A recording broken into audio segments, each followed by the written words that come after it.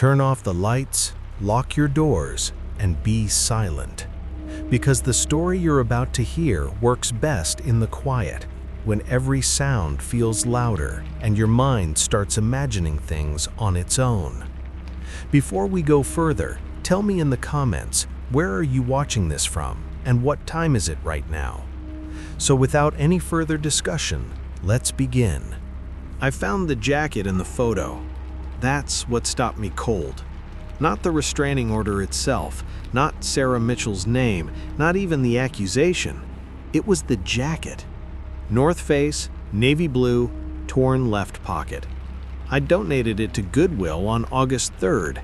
I remember because it was the same day my building's AC died and I'd cleaned out my entire closet in the heat. And there I was in the photo. November 6th, timestamp. Outside some apartment building I'd never seen, wearing that jacket. The restraining order came on November 8th, 2023, Wednesday. I work remotely as a software engineer in Seattle. My name is David Park. I'm 32, I live alone in a one-bedroom in Capitol Hill, and my routine is predictable to the point of boring. Gym at 6 a.m., coffee shop by 9, home by noon, meetings until 6, then nothing. Sarah Mitchell claimed I'd been stalking her for 3 months. I didn't know who Sarah Mitchell was. The evidence packet was thick, 12 photos, different dates, different locations. Me outside her apartment, me in the produce section at a QFC on Broadway, me on a treadmill at an LA Fitness, me sitting in a car across from a yoga studio. All places I'd never been. But that wasn't the worst part. The worst part was that in every single photo, I looked like I belonged there. Not lurking, not hiding, just present, normal, like I'd been going to those places my whole life. I checked my calendar against the timestamps. September 14th, 4:47 p.m. Photo of me outside her building. I was on a Zoom call with our VP of engineering. I had the recording. October 2nd, 11:23 a.m. Me at QFC. I was at my desk. Slack messages, email replies, time-stamped commits to GitHub. October 29th, 7:18 p.m. Me at the gym. I was home with the flu, hadn't left my apartment in 3 days. I called the lawyer the court assigned me, public defender. He sounded tired before I even spoke. "Mr. Park, the evidence is concerningly detailed," he said. "Do you have alibis for these dates?" "All of them." "Then we'll present those, but I'm going to be honest. Restraining orders aren't criminal. The burden of proof is lower. If she's scared, the judge will likely grant it regardless." "She's lying." "That's not relevant to the restraining order. What's relevant is whether you were at those locations." I hung up and pulled my credit card statements. QFC on Broadway, October 2nd, $47.83, 11:19 a.m. I stared at the charge. I'd been at home. I'd ordered Thai delivery that day. I had the receipt. But my card had been at that grocery store 4 minutes before the photo was taken. I checked my Uber account next. Rides I didn't take. September 14th.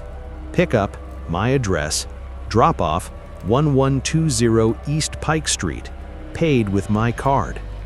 1120 East Pike was Sarah's building. I pulled it up on Google Maps. I'd never been to that block in my life. October 29th. Pickup, my address. Drop-off, LA Fitness on Capitol Hill. Also paid with my card. 7 rides total, all to places in Sarah's evidence packet, all on dates I could prove I was somewhere else. Someone was using my accounts. I reset every password, enabled 2-factor authentication, called my bank and disputed the charges. The representative put me on hold, came back and said, "Sir, these transactions were all authenticated with your physical card and PIN." That's impossible. I'm showing chip reads, not swipes. and the correct PIN was entered each time. I hadn't lost my card. It was in my wallet. It had been in my wallet the entire time. I installed a security app on my phone and started checking my building's lobby footage. My landlord gave me access after I explained I might have a fraud case brewing. The footage was grainy, black and white, but functional. I scrubbed through September 14th, 4:35 p.m. I left my apartment, jeans, gray hoodie, backpack. I walked out the front door and turned left toward the street. I watched myself get into an Uber, but I hadn't taken an Uber that day. I'd been on a call. I checked the Zoom recording, 4:30 to 5:15 p.m. My camera was on the whole time. I was at my desk, talking, clearly visible. I went back to the lobby footage, same timestamp, 4:35 p.m., me leaving. I was in two places at once. I sat there for an hour, rewinding, watching myself walk out that door over and over. The gait was right, the posture, even the way I adjusted my backpack strap before stepping outside. But it wasn't me. I started going through my trash, old receipts, delivery confirmations, anything with a timestamp. I built a timeline of where I actually was versus where the evidence said I'd been. Every single photo had a corresponding transaction, Uber ride, or security timestamp that placed me at the scene, and every single one had an alibi that proved I wasn't. I didn't sleep that night. At some point around 3 a.m., I searched Sarah Mitchell Seattle on Facebook. One result. Profile picture was a woman, late 20s, dark hair, runner's build, smiling in front of the Space Needle. I scrolled. Photos of coffee shops, yoga class, a hiking trip to Rattlesnake Ledge. Normal. Then I saw it.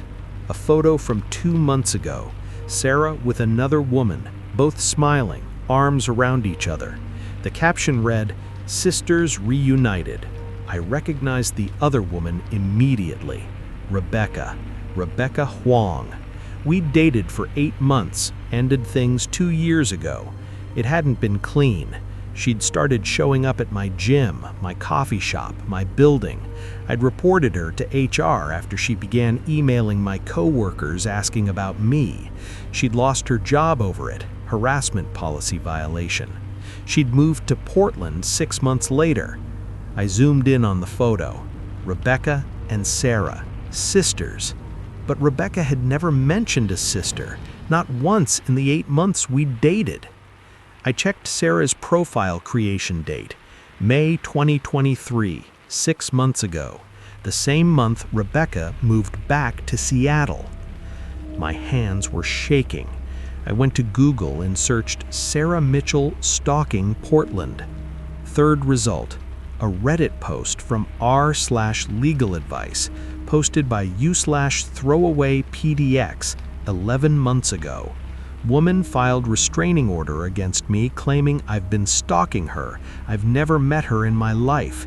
Evidence includes photos and transactions I can't explain. Need advice. The post was long, detailed, the same pattern. Photos at locations he'd never been, credit card charges he didn't make, Uber rides he didn't take. The case was dropped after he provided security footage proving he was at work during the alleged stalking incidents. But his name had been in the local news. His employer let him go. His girlfriend left him. The top comment? "Even if you win, you lose. Document everything." The user hadn't posted since. I searched Sarah Mitchell in the post. Commenter replied 7 months ago, "Update, she moved. I heard she's in Seattle now. I don't know what she wants, but stay away from her." I screenshotted everything. Then I went back to Sarah's Facebook. I scrolled through her friends list. 53 people, most looked real, co-workers, college friends, family. Then I found Rebecca, listed as her sister. I clicked Rebecca's profile. She'd changed her last name, Rebecca Mitchell now, used to be Wong. I looked at her photos. She'd cut her hair, lost weight, Looked different enough that I hadn't recognized her at first in Sarah's picture. But it was her. And in one photo from a month ago, she was wearing my jacket, the navy North Face, torn left pocket. The caption, "Fall Vibes." Someone knocked on my door. I froze. It was 4:18 a.m. Another knock, slow, deliberate. I looked through the peephole. Nobody there. I opened the door. A manila envelope sat on the floor. No name, no postage. I brought it inside and opened it. One photo. Me, asleep in my bed, mouth slightly open, one arm over my face. Taken from inside my apartment. The timestamp, November 7th, 2:47 a.m. Last night. I checked every window, every lock, the deadbolt on my door. Everything was secure. Nobody had been inside. I looked at the photo again. The angle was wrong. It was taken from the foot of my bed, low, like someone had been kneeling. I could see my nightstand, my phone charging, the book I'd been reading. Everything exact. I grabbed my phone and called my landlord. Voicemail. I left a message asking if anyone had requested a copy of my key in the last 6 months. Then I went to Amazon and ordered 4 security cameras. The cameras arrived the next day. I installed them myself, one in the living room facing the door, one in the bedroom aimed at the bed, one in the kitchen covering the window, one in the hallway outside my apartment. I connected them all to my phone, motion alerts enabled, cloud recording. I checked the feeds obsessively. Nothing. The court date was in 12 days. I met with my lawyer again, showed him everything, the Reddit post, the Facebook connection to Rebecca, the evidence of fraud, the photo from inside my apartment. He looked tired. "This is good," he said. "This establishes a potential conspiracy. We can request a continuance to investigate further." "What about the restraining order?" "It'll likely still be granted temporarily, but if we can prove fraud, we can get it dismissed and possibly pursue charges against them." "How long will that take?" "Months, maybe longer." I left his office and went home. That night, I didn't sleep. I watched the camera feeds on my phone. Living room, bedroom, kitchen, hallway. Nothing moved. At 2:47 a.m., my phone buzzed. Motion detected. Bedroom. I opened the feed. Someone was standing at the foot of my bed. I sat up. Nobody was there. I looked at my phone. The figure was still on the feed. Dark clothes, hood up, facing me. I turned on the light. My bedroom was empty. I looked at the feed again. The figure was gone. I rewound the footage. 2:47:03 a.m. The figure appeared in frame. Didn't walk in, just appeared, standing, facing the camera. 2:47:14 a.m. I sat up in bed. 2:47:16 a.m. I turned on the light. 2:47:18 a.m. The figure vanished. I watched it 20 times. The figure didn't move, didn't blink, just stood there. And when I turned on the light, it disappeared like it had never been there at all. I checked the bedroom in person, closet, under the bed, behind the door. Nothing. I went back to the feed and took screenshots, sent them to my lawyer with a timestamp. Then I sat on my couch and waited for morning. At 6:30 a.m., my phone rang. Unknown number. I answered. Silence. Then breathing. Slow. Even. "Who is this?" The breathing stopped. A woman's voice. Calm. Familiar. "You ruined my life, David." Rebecca. Rebecca? What the hell are you? 2 years of therapy. Do you know what that costs? Do you know what it's like to lose everything because someone decided you were inconvenient? You were harassing me. I loved you. You showed up at my apartment at midnight. You emailed my boss. You destroyed me for it. The line went dead. I tried calling back. Number disconnected. I pulled up Sarah's Facebook again. The profile was gone. Rebecca's too. Both accounts deleted. I checked my email. New message. No subject. Sender, sarahmitchell.slate@gmail.com. The body was empty, except for an attachment. I downloaded it. A video file, 12 seconds long. I pressed play. It was me, walking up to an apartment building, the same one from the restraining order evidence, 1120 East Pike. I was wearing the jacket. I walked to the door, pulled out a key, and let myself inside. The timestamp, November 9th, 6:42 a.m. This morning. But I'd been home. I'd been watching the cameras. I hadn't left. I checked the hallway feed. 6:42 a.m. My door opened. I stepped out. Jeans, gray hoodie, backpack. The same outfit I was wearing right now. I looked down at myself. Same hoodie, same jeans. I hadn't left my apartment, but the camera showed I had. I grabbed my keys and went into the hallway. Mrs. Cho from 3B was getting her newspaper. "Morning, David," she said. "Heading out again?" "Again? You left about 20 minutes ago. I saw you in the lobby." "I've been inside all morning." She looked at me confused. "No, I saw you. You were wearing that same hoodie." I went back inside and locked the door, checked every camera feed. 6:42 a.m., I left. But I hadn't. I called my lawyer. "Someone's impersonating me," I said. "I have proof, camera footage, witnesses, everything. This is identity theft." "Do you know who it is?" "I think Rebecca hired someone, or I don't know, but it's not me in those photos." "We'll bring it to the judge, but David, I need you to understand. This is going to sound insane." "I know how it sounds."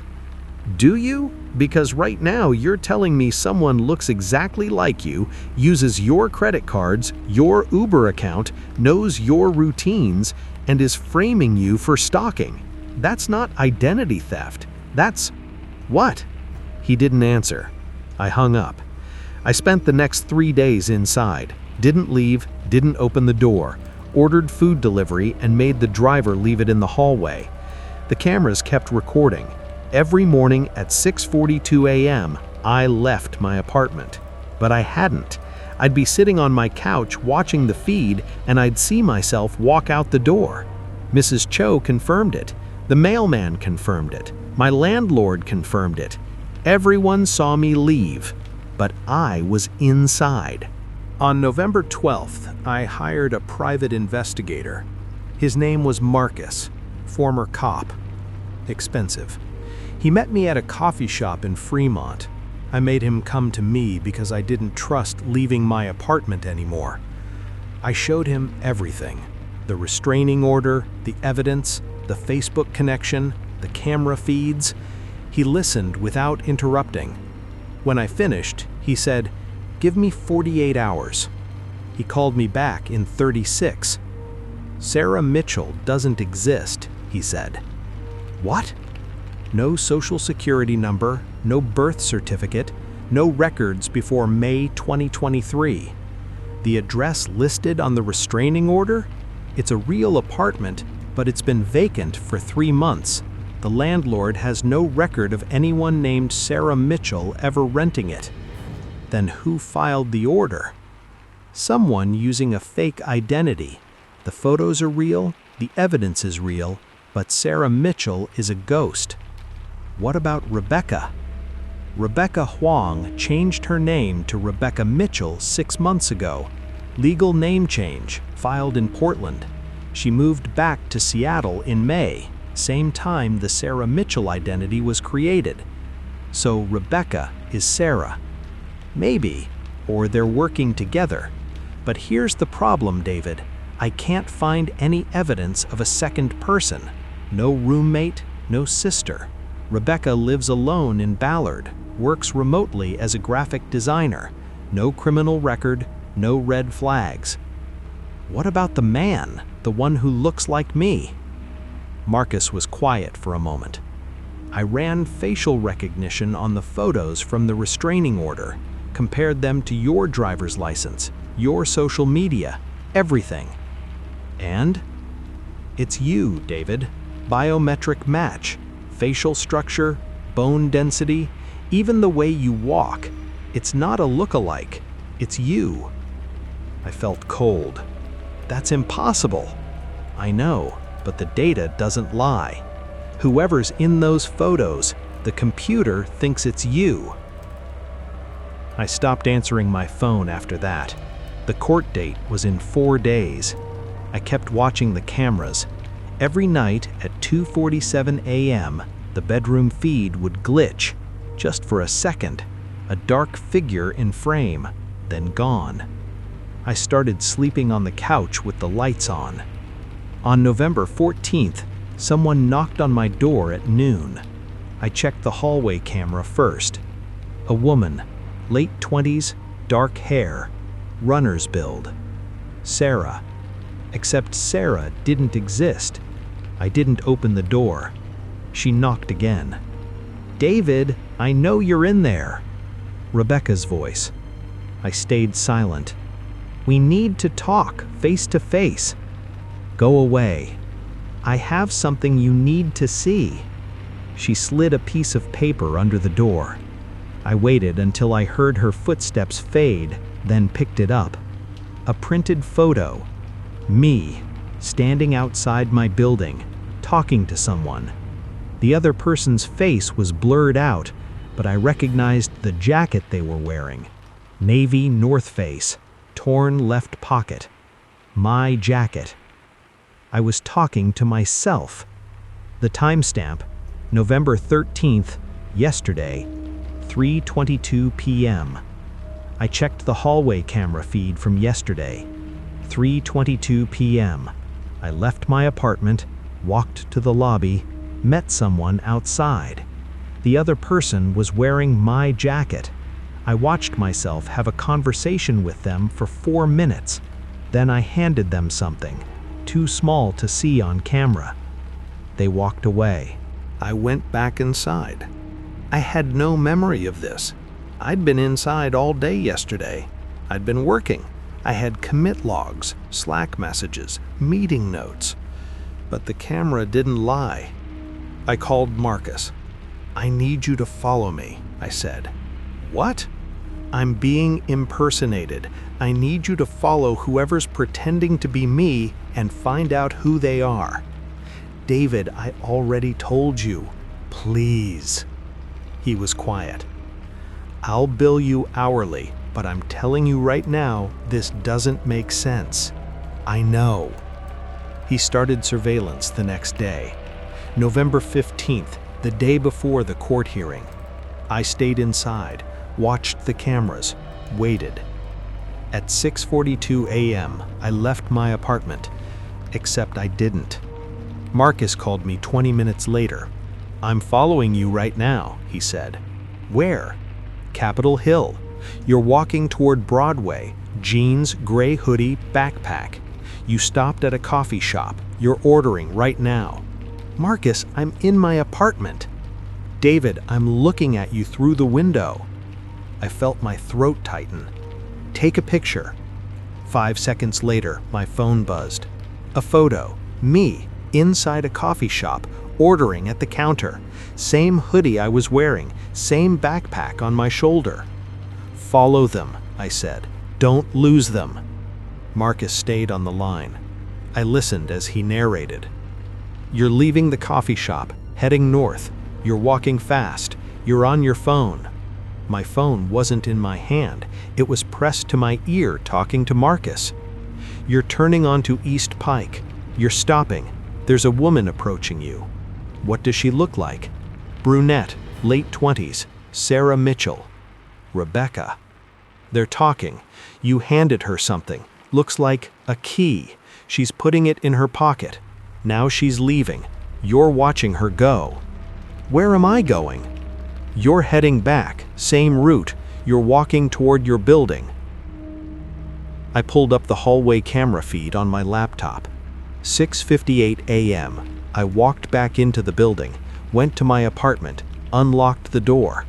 I was still on the phone with Marcus. I was still sitting on my couch. The door didn't open, but on camera, I watched myself walk inside. "Marcus." "Yeah?" "Come to my apartment, right now." He arrived 16 minutes later. I let him in. He looked at me, then at the camera feeds on my laptop, then back at me. What the hell is going on? "I don't know." He sat down. I played the footage for him, all of it, every morning, every night, every impossible moment. He watched in silence. When it was over, he said, "You need to go to the police."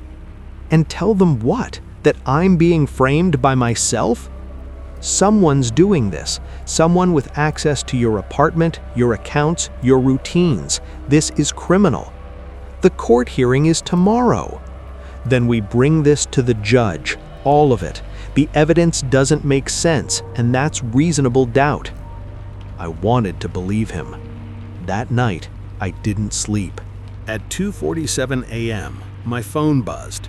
Motion detected. Bedroom. I checked the feed. Someone was standing at the foot of my bed again, but this time I was in the bedroom. I was asleep on the couch in the living room, but on camera, I was in bed. The figure stood there, watching me sleep. Then it knelt down. It reached out, and it touched my face. On camera, I stirred, rolled over, didn't wake up. The figure stood, walked to the camera, looked directly into it. "Rebecca." She smiled.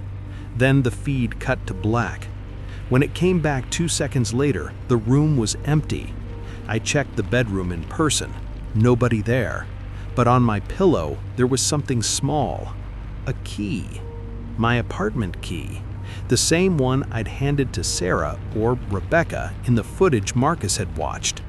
I picked it up. It was warm. The court hearing was at 9 a.m. I didn't go. I sat in my apartment with the door barricaded and every camera feed open on my laptop.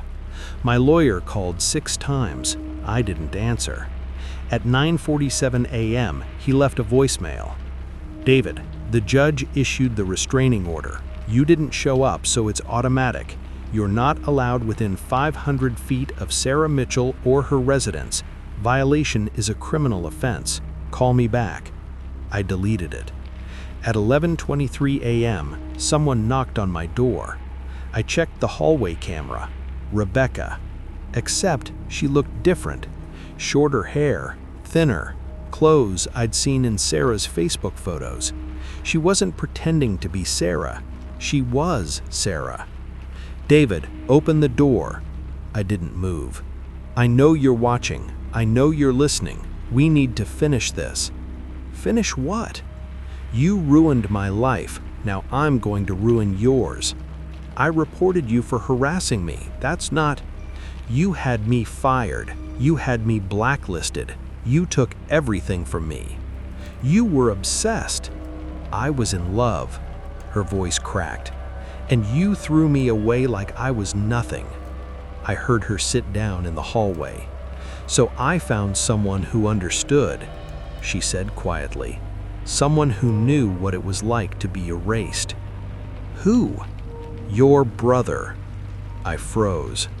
"I don't have a brother." "Yes, you do."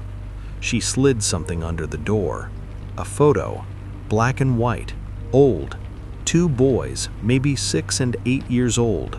I recognized one of them. Me. The other boy looked like me, same face, same eyes, but I'd been an only child. "His name was Daniel," Rebecca said through the door. "Your twin. He died when you were 7, car accident. Your parents never talked about him after that, erased him, like he never existed." I stared at the photo. I had no memory of this. "You're lying." "Check your birth certificate. It says Twin B. You were born second. Daniel was first." I pulled up my birth certificate on my phone. She was right. Twin B. "How do you know this?" "Because I found him." My hands went numb. "He's dead." "No, he didn't die in that accident. He was hurt. brain damage. Your parents couldn't afford the medical bills, so they put him in a state facility and told everyone he died. They moved, changed cities, started over, left him behind. I couldn't breathe. You're lying. He's been in a care facility in Tacoma for 25 years, David. I have the records. I have photos. I have everything. Why are you telling me this? Because 6 months ago, I found him. I told him about you, about your life, your job, your apartment, everything you have that he never got. She stood up, and he wanted to meet you. I looked at the hallway camera. Rebecca was walking away, but someone else was standing there now. A man, same height as me, same build, same face, but wrong. The eyes were vacant, the smile too wide, the movements stiff, like someone still learning how to walk. He looked directly at the camera, waved. Then he pulled something out of his pocket. My apartment key. He unlocked the door. I ran to the bedroom and locked myself inside. I heard the front door open, footsteps in the living room, slow, deliberate. He was humming, a song I hadn't heard in decades, something my mom used to sing. The footsteps stopped outside the bedroom door, a soft knock. David? His voice sounded exactly like mine. I've been waiting so long to meet you. The door handle turned. I'd locked it. Rebecca told me everything about how Mom and Dad kept you, how they chose you. Another knock. I'm not angry. I understand. You were healthier, smarter, better.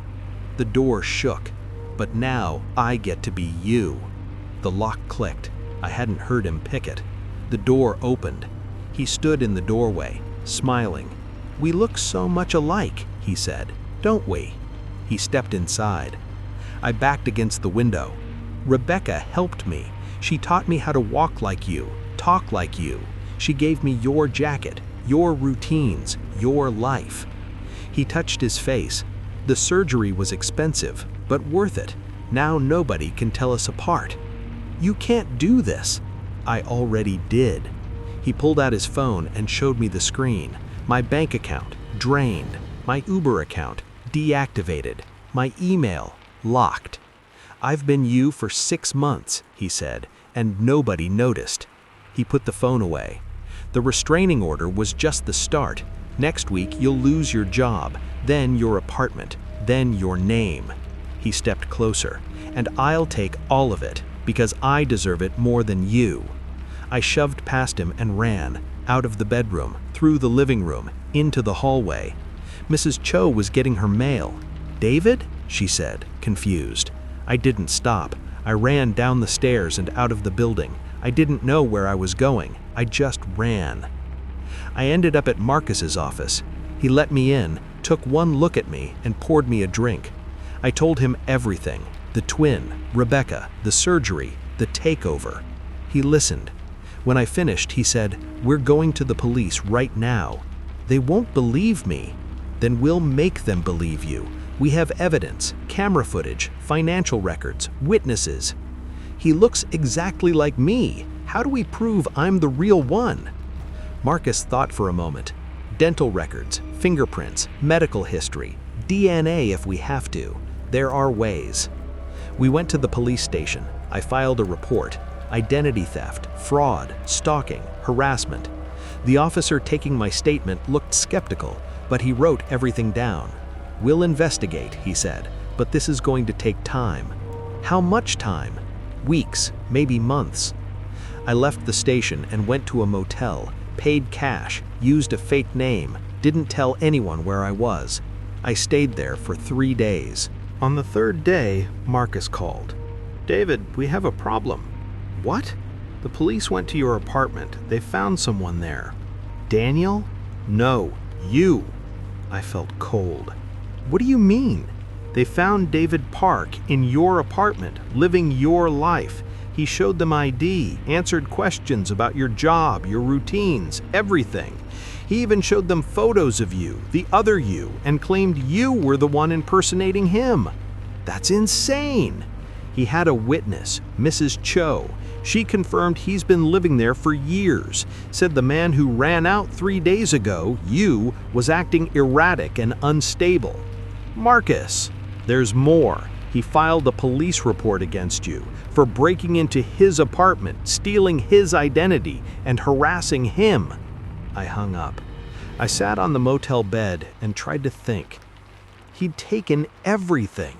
My apartment, my accounts, my identity, and now he'd convinced the police I was the imposter. I pulled out my phone and searched for the care facility Rebecca had mentioned, Tacoma State Hospital. I called. "Hi, I'm looking for a patient, Daniel Park. He would have been admitted about 25 years ago." The receptionist put me on hold. 2 minutes later, "I'm sorry, we have no record of a Daniel Park." "Are you sure?" "I've checked our system going back 30 years, no one by that name." I hung up. Rebecca had lied, or Daniel had lied to her, or none of it was true. I didn't know anymore. I checked my email on a library computer the next day. My account was still locked, but I had an old backup email I'd used for spam. One new message. Sender, davidpark.backup@gmail.com. My own backup email. Subject, "You should have let me go." I opened it. "David, you don't remember me, but I remember you. I remember the accident. I remember Mom holding you and not me. I remember the hospital, the rehab center, the years of being told I was broken. Rebecca found me. She told me about you, how perfect your life was, how easy. I wanted to hate you, but I couldn't. You're my brother. So I decided to become you instead. It was easier than I thought. People see what they expect to see. And you were so predictable, so routine, so boring. I've been you for 6 months and nobody noticed. Not your coworkers, not your neighbors, not even you. By the time you read this, I'll have everything. Your job, your money, your life. And you'll have nothing. Just like I did. Daniel." I printed the email and brought it to Marcus. He read it. "This is a confession. Can we use it? If we can prove he sent it, yes." We traced the IP address. It came from my apartment. Marcus and I went there together. I stood across the street while he knocked on the door. Daniel answered. I watched through binoculars from a coffee shop window. He looked exactly like me, talked like me, smiled like me. Marcus showed him something. Probably a warrant or a subpoena. Daniel shook his head. Then he pointed at me, across the street. He waved. Marcus turned and looked at me. Then he walked back across the street. "He wants to meet," Marcus said. "No. David, this is the only way. If we can get him on record, he'll twist it. He'll make me look crazy. Then we record it, hidden camera, get him to confess." I didn't want to, but I didn't have a choice. We set it up for the next day.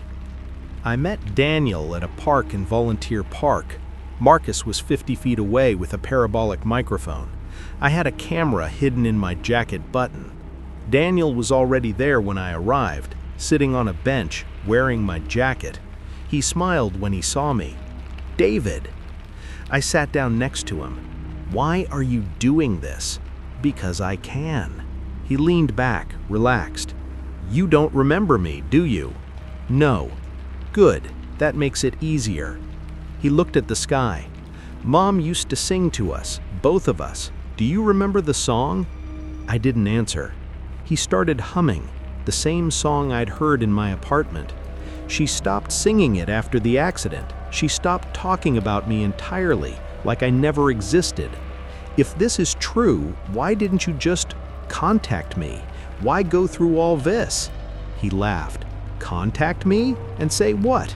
Hi, I'm the brother you don't remember, the one Mom and Dad abandoned. Can I have my life back?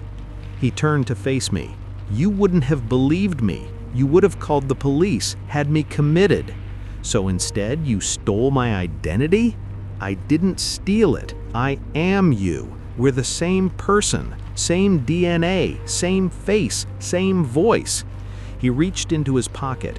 I tensed. He pulled out a photo, the same one Rebecca had shown me, 2 boys. We were 7, he said. This was 2 weeks before the accident. He handed it to me. I looked at it. I didn't remember it, but I recognized the location, my childhood home. You're telling the truth, I said quietly. I know. He took the photo back. Rebecca helped me find you, helped me become you, and now I get to live the life I should have had. What about me? He smiled. You'll disappear, just like I did. He stood up. The restraining order is just the beginning. Next week, you'll be arrested for violating it. Then you'll lose everything. Your job, your apartment, your name. He started walking away. And I'll be free. I watched him go. Marcus came over. Did you get it? All of it. We took the recording to the police. They listened. Then they arrested me. For what? Harassment, stalking, violating a restraining order. Did you listen to the recording? We did, and it proves you've been harassing Mr. Park. I'm David Park. The officer looked at me. No, sir, he is. We verified his identity. Fingerprints, social security number, employment records, everything matches. That's impossible. You need to leave Seattle, sir. If you come within 500 feet of Mr. Park again, you'll be arrested. They let me go with a warning. Marcus drove me back to the motel. They switched your records, he said. How? I don't know, but he's been planning this for months, maybe longer. I sat in silence. What do I do? Marcus didn't answer. 3 months later, I left Seattle, changed my name legally, Daniel Chen, moved to a small town in Idaho, got a job at a hardware store, started over. I didn't tell anyone about David Park, about my old life, about my twin. I just disappeared. And for a while, it worked. Until this morning, I woke up to find a note slipped under my door. Plain white paper, handwritten. We know where you are, Daniel Chen. S. Underneath was a photo, me walking into my apartment yesterday, wearing the jacket I'd unpacked that morning, the navy North Face, torn left pocket. I haven't unpacked it yet. It's still in the box, but in the photo, I'm wearing it. I checked my closet. The box is still sealed. The jacket is still inside. And when I hold it up to the light, I can see something I didn't notice before. A small tear, left pocket, fresh, like someone just made it. I don't know how much time I have left, but I know one thing. He's not done with me. And this time, I don't think I'll disappear. I think I'll just stop existing, the way Daniel did 25 years ago. My phone just buzzed. Unknown number. A text. One word. Twin. And below it, a photo. Me, asleep in my bed. Taken from inside my apartment. Taken last night at 2:47 a.m. The lights are still on. I haven't turned them off in 3 months, but in the photo, they're off, and someone is standing at the foot of my bed, watching me, wearing my face. You listened till the end because somewhere this story connected with you. If you heard something, don't look back, move forward, and be silent. This channel is for those who enjoy stories that stay in their mind long after they're over. If this story gave you that feeling, support the channel by subscribing it and stay connected with me in this video.